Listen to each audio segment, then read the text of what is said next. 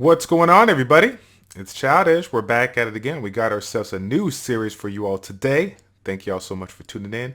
It's time to bring at you the Theorycraft Thursday series. So what are we going to do with this one? Basically, guys, I want to go ahead and do something that we generally do in our community, our Epicfail community.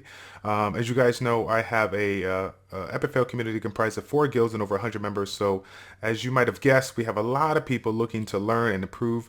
And so we have a specific channel called the Epicfail Evolution channel where we talk about theory crafting day in and day out. What we'll do for this particular episode is talk about a variety of things that I generally talk about with my guildmates, and then leave it open to you guys. Have it an open-ended question so you guys can kind of theory craft and let's hear your topics. I'm looking forward to hearing what your feedback is, what your take is. Generally, we're gonna set these videos up to be about 5 minutes or less, but because of the fact that we just had a recent update with regards to the new units, specifically the NAP 5 units, some of us that have been holding off some units for quite some time, we're going to go ahead and focus on doing some testing on those units and just kind of showcasing them, talking about the Rune builds as far as what our initial thoughts are. So let's see. Let's go ahead and let's head on over to Fama Volcano. We will start out. We will start out with the water Desert Queen. You guys know I pulled this one. I'm gonna say like 3 or 4 weeks ago, and even though I was very excited, most people are like, "All right, this is not too good." But I understand that it's not the favorite one, but of course, I still wanted to try to make it do what it do. Unfortunately, I didn't get that opportunity to do that, and tried a couple different builds. Wasn't too happy with it. Now, I'm obviously going to be making some changes, and hopefully changes for the better. I did not, since this one is kind of that support based unit. I did not made any like drastic changes to it because of the fact that we're not going to be setting this up for DPS, but I did want to go ahead and to showcase it for the people that are not familiar with it. So the big change, guys, if you haven't seen it already, Oasis Blessing increases the attack bar of all allies, even though it doesn't say of all allies, but of the ally by 25% each. The skill will create a shield that absorbs damage and increases your attack bar by 3 turns, and then the shield amount is proportionate to your level. So it's almost like a kind of a Megan effect. Instead of getting the defense buff, we get a shield. So I think there's going to be a lot of people still trying to set this one up if they're going to be using it, trying to get that first turn. And go with the shield option. I don't know. I'm a big fan of the Megan's defense buff when it comes to certain YOLO comps. But I'm curious to see what you guys say about that.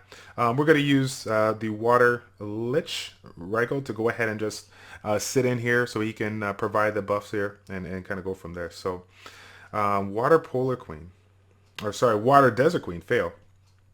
I'm curious to see what people make of it. I mean, do you guys think this actually can be, viable now in the arena? Do you guys think it could be viable as not just a Guild War offense unit, but potentially a Guild War defense unit? For me right now, I don't know. I think it's a little too early. I am pretty happy with the quality of the shield. I have noticed over some testing now that it does take a substantial amount of damage to go ahead and get it knocked off. I'll be curious to test it out in the Guild Wars. We'll run it back one more time. I'll be curious to test it out in the Guild Wars and I see what I can do. I think right now, if I were to play around with a little something, I know you guys know I like to do certain YOLO comps. Most notably, Theo Orion X is one of the ones that I love to do. So potentially here, we can play around with like a Theo Bastet X. Since we now have Bastet that's going to give us that attack buff, I can follow through with another unit there instead of a healer. Follow through with another unit and get that attack buff and get it going. It might not work generally how I want it to work with regards to Orion, because as you guys know, Orion's going to give me that attack bar. A 30% attack bar increase. This one's 25%, but again, if I speed tune my Bastet to be good, then I still should be able to get the jump on those people bringing compositions that don't have any kind of attack bar increase. So I'm curious to see how that goes. Let's see. Next one up, let's go ahead and let's test out We got ourselves Pandopedia. You guys are familiar with him, former Educate and Dominate guest. Where is he hiding? If I can find him. There we go. So now we got the Wusa, the Water Pioneer. Definitely one that was like top 3 on people's Monster Box storages. Yeah, big change here. So if you guys haven't taken a look at it already, it's already in. You got a skill that's going to attack the enemy with the Might in the Mountains and do damage proportionate to your max HP, and recovers the HP of all allies by 50%, 15% of your max HP. And then, of course, the last skill, having that immunity to all allies for 3 turns and a shield equivalent to 50% of the max HP. It's going to be really darn nice. This has been reduced from 6 turns to 5 turns, so this is going to be great. I'm really excited for all the Wusa users. I mean, overall, this is going to be really darn nice. I think it's going to come down to how people use it. And I'll kind of go ahead and give an example here. So, you know, when it comes to units that are providing heals based on a certain percentage of the max HP, we'll go ahead and take a look at it one more time so I can do this. Let's see here. So if we take a look at it, it is a skill that's going to provide the heal based on your max HP, not the opponent's max HP. So this is similar to my Kuma, right? The Beast Monks that are providing basically a flat HP. If we go ahead and test it out, we'll do some damage. Let's see. Oh, it didn't even show. It didn't even show the because it crit. It didn't even show the what's it called? The heal. But I did some checking in with Pando. He is telling me that the heal did right around about 6 to 8K. 6 to 8K on the heal. And again, it's a flat based heal. It's not a heal that's based on the percentages of the units that you're bringing. So what does that mean, guys? You definitely want to, if you're going to be utilizing this, you know, in a PvP setting, you definitely want to keep in mind that you're going to get more value out of bringing the defense monster, you know, a defense oriented monster on this aspect. I feel that it's definitely going to hit the meta. I feel with regards to Guild Wars, I think it's going to hit the meta. I think it brings a unique kit, even though the heal may seem a little lackluster to some. Again, it's definitely lackluster if you're trying to use it with regards to units that have, you know, a very high amount of HP. So this is going to open up the window for more defense-oriented monsters in combination with this. And again, you guys might be fortunate enough to have like your Bernard set. You might be fortunate enough to have a Bernard set that is rocking speed, HP, and has themselves, you know, a ton of speed, a ton of max HP, so you can take advantage of this kit.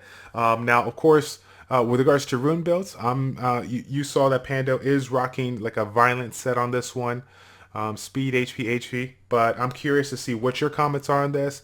I can see a reason for a violent. I can see a reason for a swift. If you're trying to go for that first turn, whether it's Guild War offense or Guild War defense, there might be an argument for going swift. I'm curious to see. I bet you we're gonna have some people playing the Bastet role where they're gonna go ahead and, you know, put one of their fastest Bernard sets on there or fastest Swift sets on there and really shake the players up. Even if they don't have like a speed lead, they're really gonna shake them up and they're gonna catch them off guard because they're not gonna think that they're that fast, and they'll be able to get that immunity right off the bat. So really looking to see get your feedback on that one. That's the Water Pioneer. Let's take a look at another unit. We got ourselves Rakan. Okay, shout out to Beanie Dragon one time, putting that Rakan up. Even before I got like going with it, even before I got going with it, I'm gonna go ahead and put this one in since it ignores defense here, just to kind of show it. But yeah, he was already gonna go ahead and test it out. Let's go ahead and take a look at his rune build if we can here. So he's running Violent Will, HP, crit damage, attack. HP, crit damage, attack. Okay, so let's take a look at that third skill now.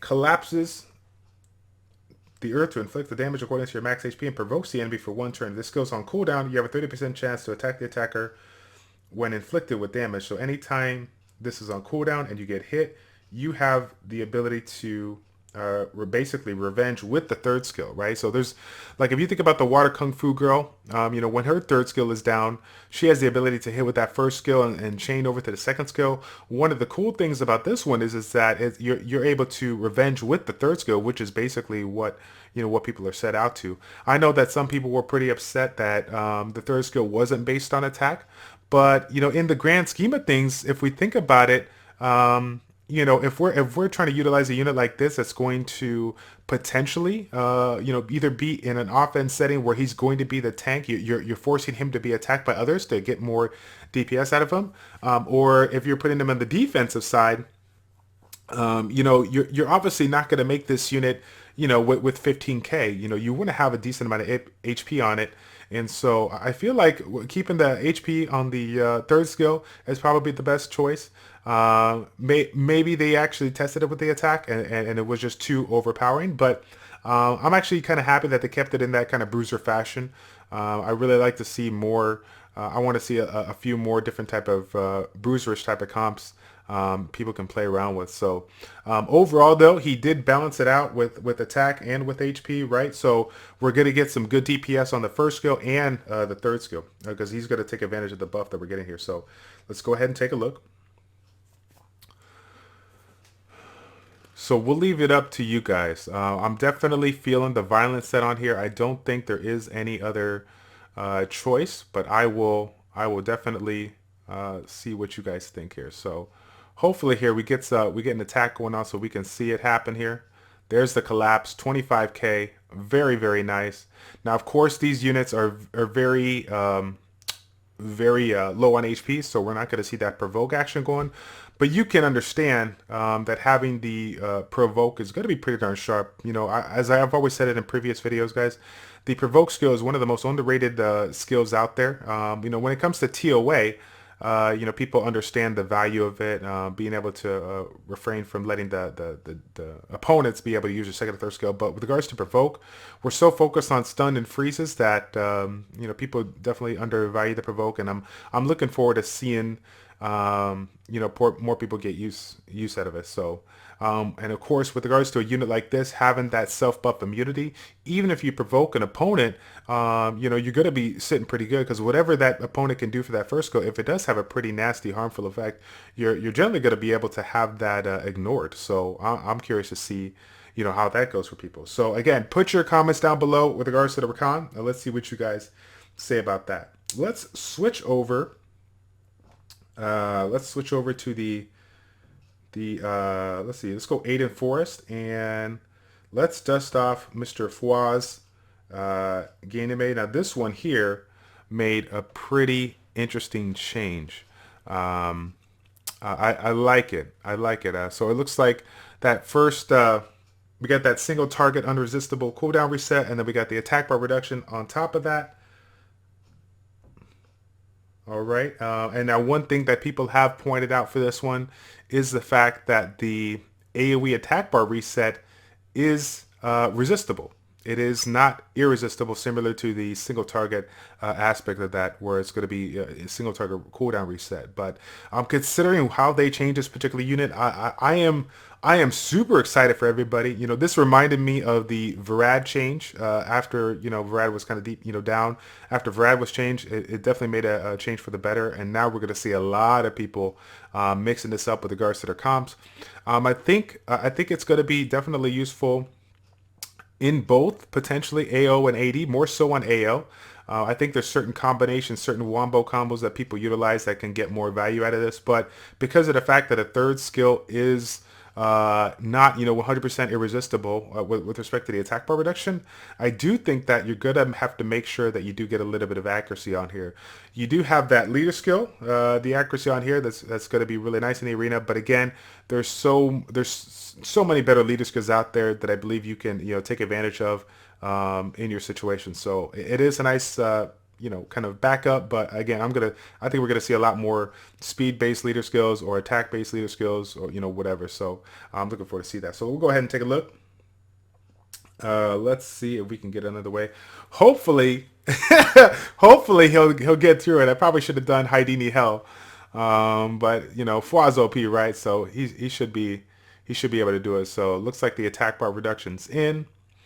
Really darn nice. Now, I don't know if you guys saw, before even this was changed, the cooldowns on this unit is pretty darn strong. I believe that third skill was on a 3rd-turn cooldown, 3-turn cooldown when it was maxed. So considering the fact that a kit like this, super strong with a low cooldown, this is definitely going to be back in that meta. So I'm really, really excited to see it. Now, violent set, I think that's going to be optimal way to go. If you are running a cleave based comp, how much more valuable is taking it off of a violent set to put a different set on that's going to give you the more stats that you need? If you're running a certain combo that is essentially supposed to get the job done, right? If we're setting up a combo to take down the opponent, whoever, do we really need that violence set? That's my question to you guys. Do we really need that violence set? Is this something that's going to be valuable? I do believe that the violence set is going to come in handy, especially if we're trying to use this in Guild Wars.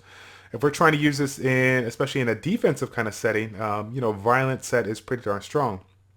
So, but that's just my opinion. Again, we're leaving it open-ended for you guys. I want to hear your opinion on this. Put it in the comment section down below. If you had a Wind Fairy King, or if you do have a Wind Fairy King, how would you build it, and what kind of compositions would you use? What kind of teams would you build for the offense as well as the defense if you plan on using it for that? Okay. This guy is a boss. I mean, I can't get enough of this. I can't get enough of this. He just keeps on resetting himself, attack bar reduction, resetting himself. He cannot be stopped. Love it, love it. And the animation effect is pretty cool as well. Oh, there it is once again. Now, here's the deal. Do you, with regards to a unit like this, like let's say we're playing around with this in the Guild Wars, is this just going to be a support-based unit, right? Or are we potentially trying to make this a damage-based unit? Right now, this Fwa has it set up on support, but considering the fact that in Guild Wars we're limited on the amount of people that we can use, we could make an argument for making this a damage-based thing, so we can get a little bit more value, assuming that we can still get the stats that we need, still get the synergy that we're looking for, so on and so forth. It is a Nat 5, right? And a lot of Nat 5s have decent damage multipliers, but again, this is a support-based unit. So do we go full-blown support? Or do we consider it making it into a DPS-based unit? If we are playing around with this now with regards to Trial of Ascension, we can make an argument for utilizing that. I mean, obviously, you're probably going to want to go with a support-based setup on that. But my question to you guys is PvP, more so on the offensive side for Arena, if you're going to use on Arena, or offensive or defensive side on the Guild Wars. Let me know what you guys think about that. Okay, let's head on over to. Let's head on over to Feynman Hell again. And now we're going to go ahead and give you guys two versions of Leica. You guys know I was saving this one for last. Definitely got to get it in, right? So Leica, no changes in the Rune builds right now. I'm going to show you guys the Rune build that I'm utilizing for him right now. Hybrid build, okay? HP crit damage attack. And the big change for him, he's always not had any issues with glancing hits, but initially it was a 30% chance to stun when he was attacked. Now he inflicts damage back to the attacker and stuns him with a 50% chance. So initially when we read it a couple of days ago, it seemed like he had himself a 100% counterattack. I've done a little bit of testing, and it seems to be that the 50% chance is like the 50% chance for the stun as well as the counterattack. The counterattack is not 100%. So let's take a look and see what the damage is on this particular unit. Let's go ahead and just kind of get your thoughts about it right now. So we got a skill set. That is going to provide us with a way of increasing our DPS with that counterattack. That being said, because of the fact that when you have that setup, where you're trying to take a value out of it for getting targeted by these units here, as you can see right here, it's getting targeted and whatnot. Again, it kind of goes on that line of recon. I think that even though it's going to be pretty darn strong, you still have to consider the fact of making it a relatively tanky unit. And why is that? There is no value in a unit that has a counterattack skill as OP as this if it can't stay alive after the first hit. So I believe that you're going to have to make him pretty darn tanky. And I think that the people that have been saving those vampire runes for a very, very long time is going to find a lot more value in this. So of course the damage is based on the attack, right? The damage is based on the attack here. We'll take this guy out here. So obviously you want to, it's going to be hard. We're going to be looking for a lot of runes in that vampire range that's going to have a ton of, basically just a ton of raw stats: attack, HP, critical rate, critical damage. This is going to be like, I'm thinking like this unit needs to be on that line of like a Camilla, where you're building it like, in that Brugerous type. You're going to have a good amount of HP, a decent amount of attack, critical rate, critical damage. It's going to be relatively tanky in that nature. And we can make an argument for a Will on a subset. We can make an argument for like a Nemesis on a subset. We can make a lot of arguments here. Since you're getting so much counterattacks, that's why I said I think the Vampire is going to be kind of the better choice to go to. I feel like this unit can be now considered in that aspect of the Guild War defense. It is something that people are going to recognize, and so because of that, they will potentially ignore it because they know that it has a chance to stun. But again, they have to consider the fact of its second ability, right? We've talked about this before. Damage increases according to the number of dead allies on that Justice skill, and this Justice has one of the top damage multipliers, in the game out there. So what do you do? Do you sit there and focus him down and potentially get stunned like crazy? Or do you take out the rest of his opponents and make him super strong so that they can get this done? Even if you switch him off of a violence set to go vampire, this skill is on a two turn cooldown, right? So we're going to be dealing with a unit that's going to have multiple opportunities to do a ton of damage, all right? So again, that is my personal opinion. That is not the end all be all. This is going to be open-ended out to you. I want you guys to really take the time to put some great debate down there. Let's go back and forth. Let's talk about the pros and cons and how should we build this, and what should we do with regards to, what kind of compositions should we consider playing around with this in the end game, Guild Wars, because I think Guild Wars we play around with possibly in the arena, depending on on what they're kind of bringing. But when it comes to limiting the amount of units that you're going to bring, I can see this used a little bit more in the Guild Wars aspect. So I'm looking forward to hearing that. So I will go ahead and do. I will take one quick second here. I'm going to go ahead and give you guys a example of this particular unit on a violence set with a little bit more attack power. So be right back. All right, we're back once again. We got ourselves a newly built Leica here, running HP crit damage HP. We went ahead and borrowed my Water Kung Fu Girls setup.